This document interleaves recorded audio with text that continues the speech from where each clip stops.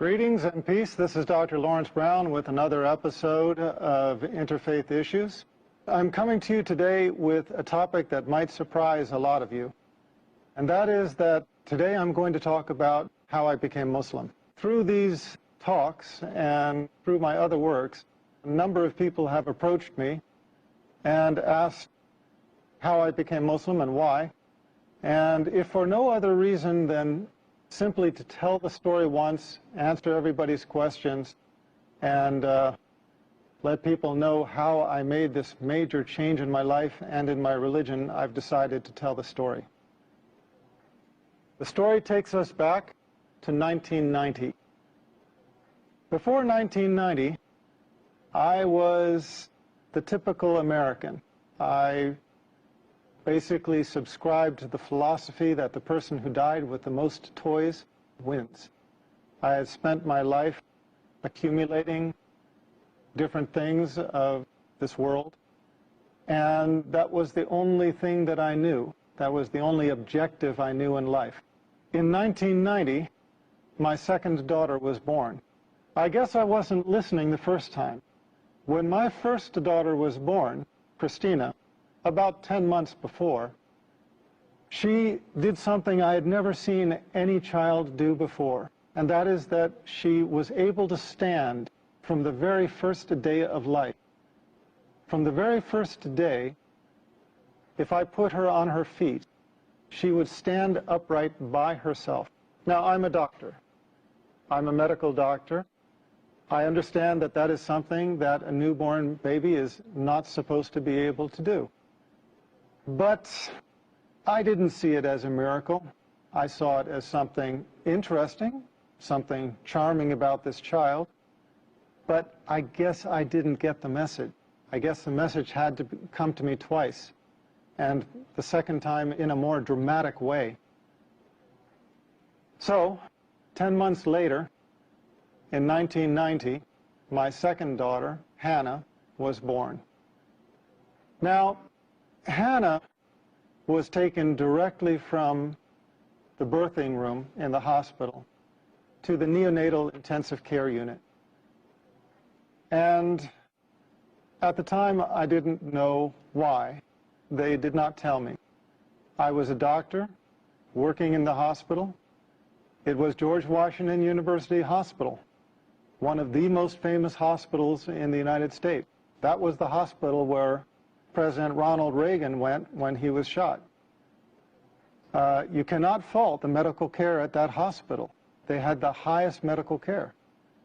So when I found out that my second daughter was blue, I was very concerned.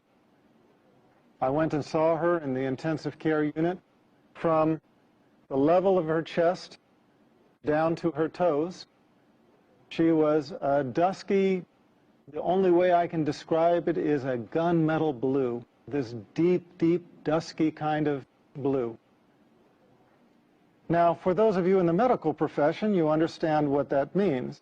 A lot of people, even outside the medical profession, understand what that means, but for those of you who don't, you know how when you look at the veins in your arms, in a pale-skinned person like myself, those veins are blue.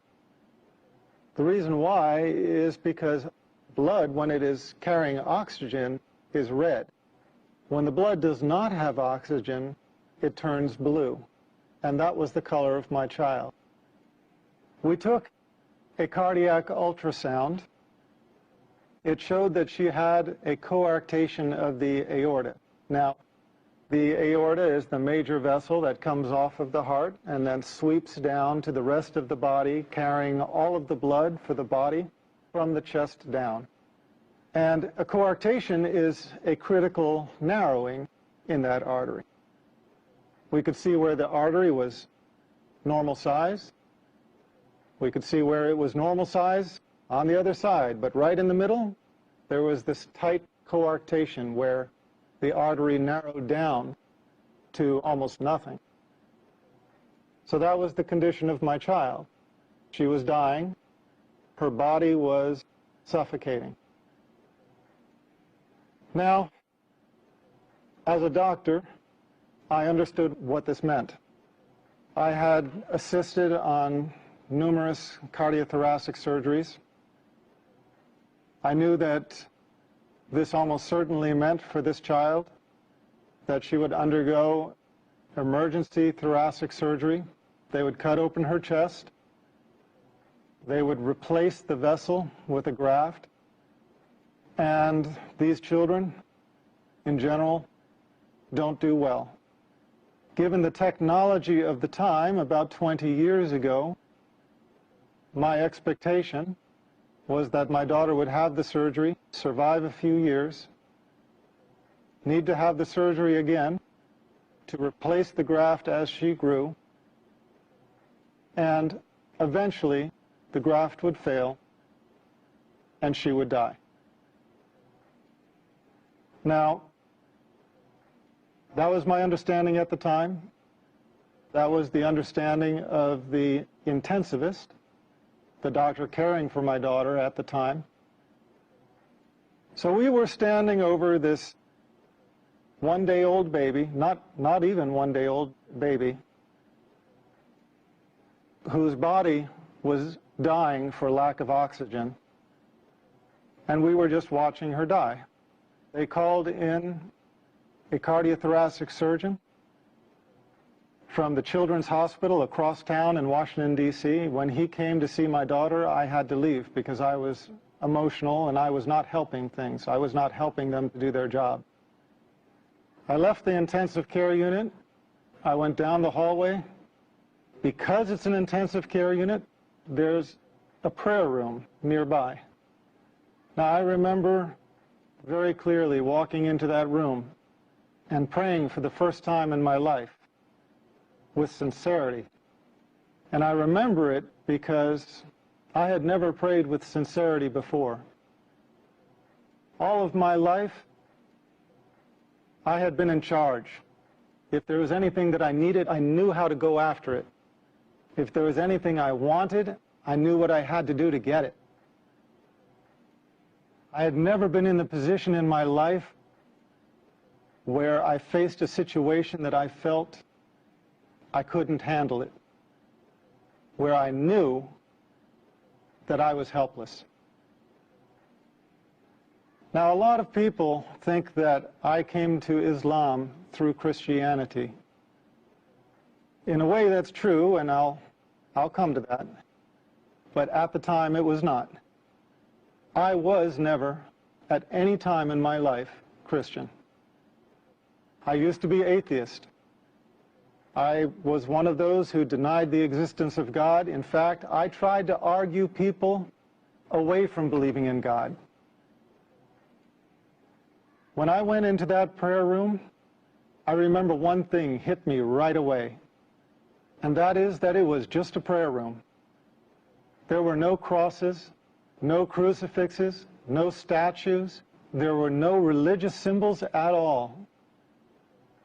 And immediately, I felt it was the right place to be.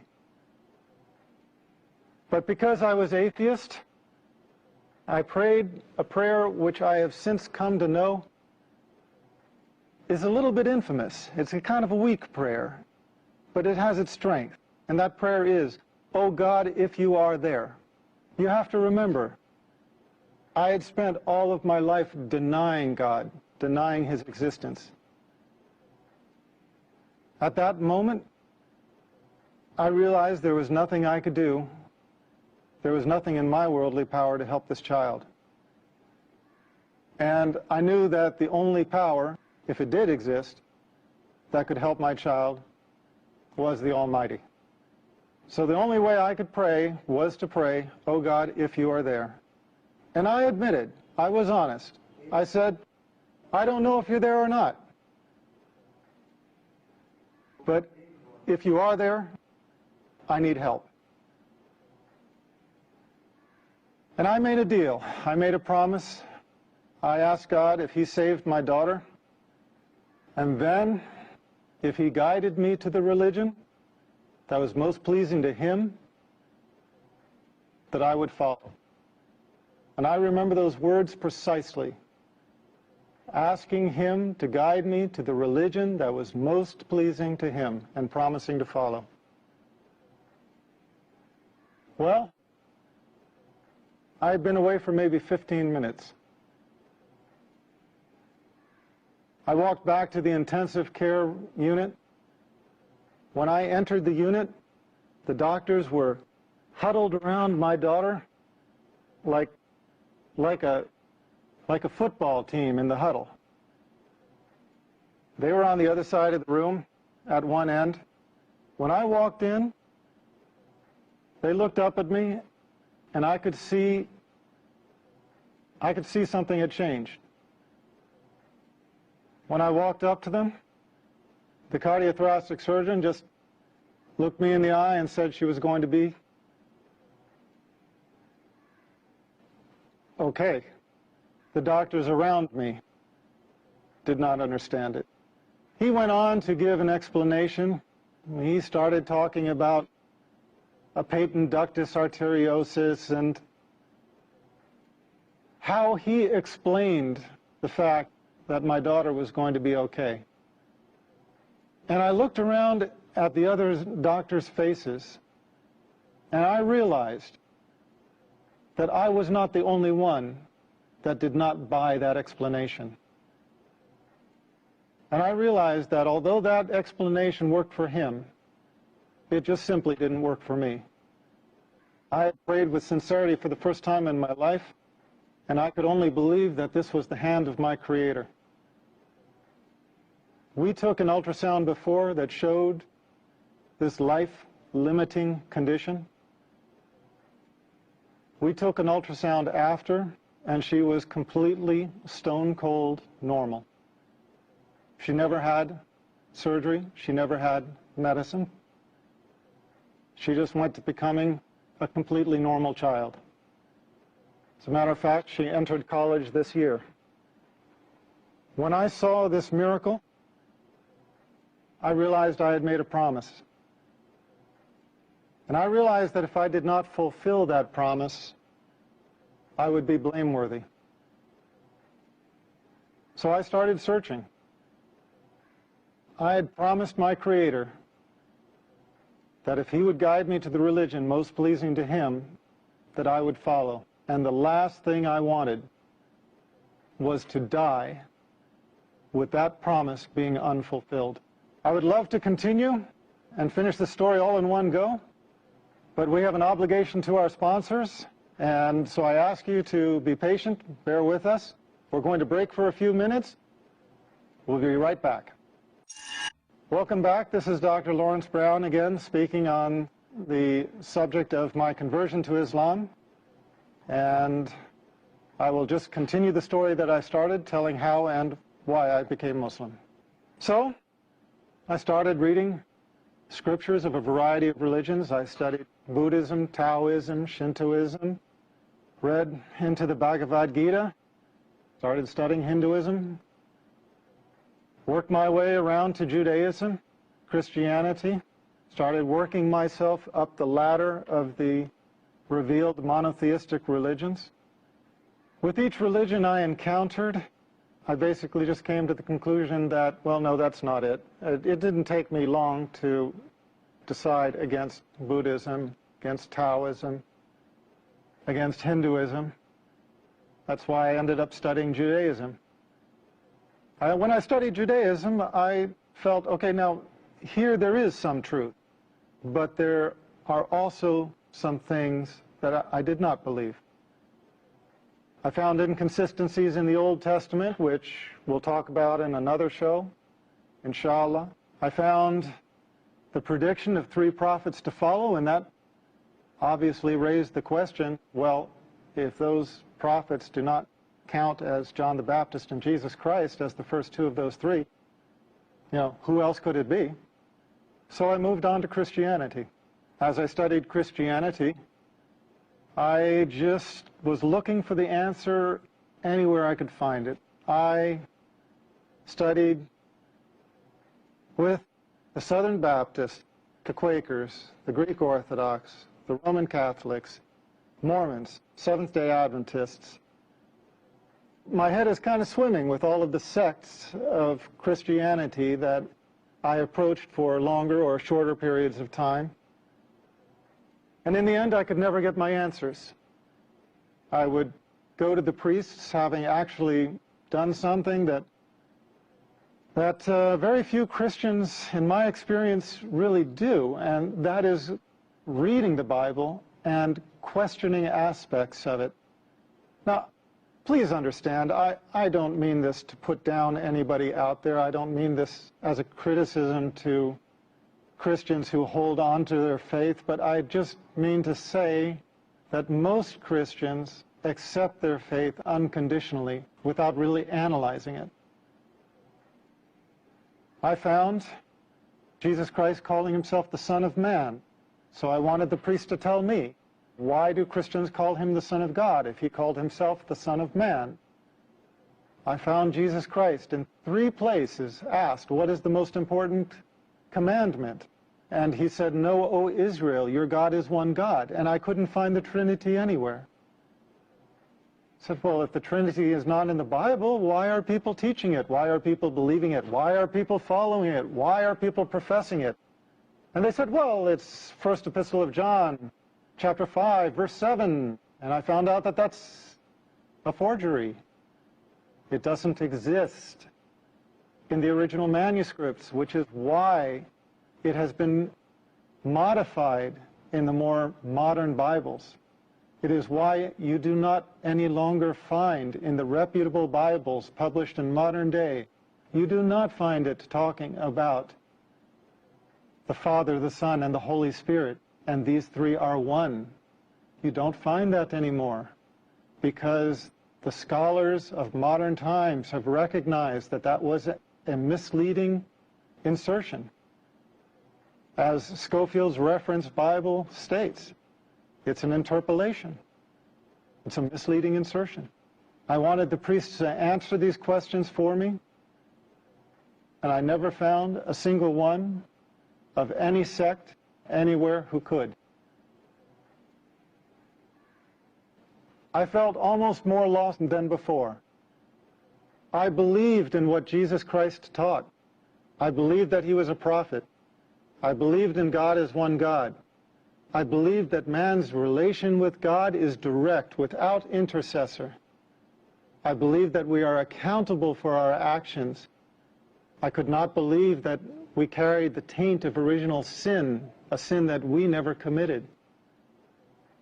I was at odds with Trinitarian theology, but I was in agreement with everything Jesus Christ taught. And I found these 2 to be different. And no priest could explain this to me. For a couple of years, I was searching, not finding anything, because in the West, in America, really about the last religion most people even think to consider is Islam. It wasn't until I learned about Islam, about the Prophet Muhammad, peace be upon him, that everything suddenly made sense. Everything fell in place. The Old Testament's prediction of 3 prophets to follow, John the Baptist being 1, Jesus Christ being 2. Who is the 3rd? The Prophet of Islam, Muhammad, peace be upon him. Everything else fell in place. All of the teachings of Jesus Christ, his teaching that God is one, his teaching that the prophets, including himself, were men, his teaching that we are directly accountable to God, without intercessor, no saints in the way, no priests that you have to make confession to or seek absolution from. No, our account is directly to God, without intercessor. And I found the consistency in the creed throughout the chain of revelation. This was my reason for embracing Islam. I found in Islam the answer to my search in the continuity of the chain of revealed revelation. I found Islam as the conclusion in the chain of revelation. Now, that's my story. It's a very personal story, and maybe nobody benefits from it, except for me. But it seems like everybody has a testimonial. And God guides who He wills. And if you are sincere, He will guide you to the straight path. But if you have some disease in your heart, if you have some insincerity, if you have some desire for the world where you do not put God as your priority, you can easily fall into this trap. You start out thanking God and you end up directing your worship to an element of His creation, worshiping the creation instead of the Creator. A few years later, as a doctor, I had a patient who had a son who was born with a lethal heart problem. It looked like he was going to die. She prayed to God. She asked for God to save her child, and she promised. Her child got better, the same as mine had. And you know what? She didn't keep her promise. She went back on it. And I guess that kind of concludes my story, because when I saw that, I realized that I didn't become Muslim because I'm so smart, because I figured it out, whereas somebody else maybe didn't. No. Here was this woman in the exact same situation. She was praying for the salvation of her child with a lethal heart defect, just as I had had a child with a lethal heart defect. And what was the difference between the two of us? The difference was simply that Allah guided me to Islam and made me sincere. And for whatever reason, she did not. She failed in her test. If there was one message I would send to the audience, it is just this. We come to the religion of truth not on our own, except as we ask for it. Allah guides those who He wills.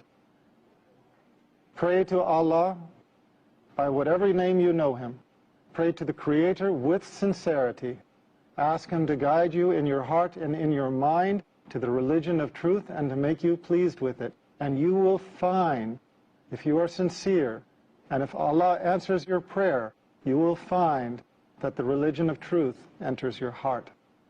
And inshallah, you will join us as a brother or sister in Islam. Thank you for being my audience on yet another episode, Interfaith Issues. We will continue again, inshallah, and I look forward to being with you then. Peace, and may God be with us.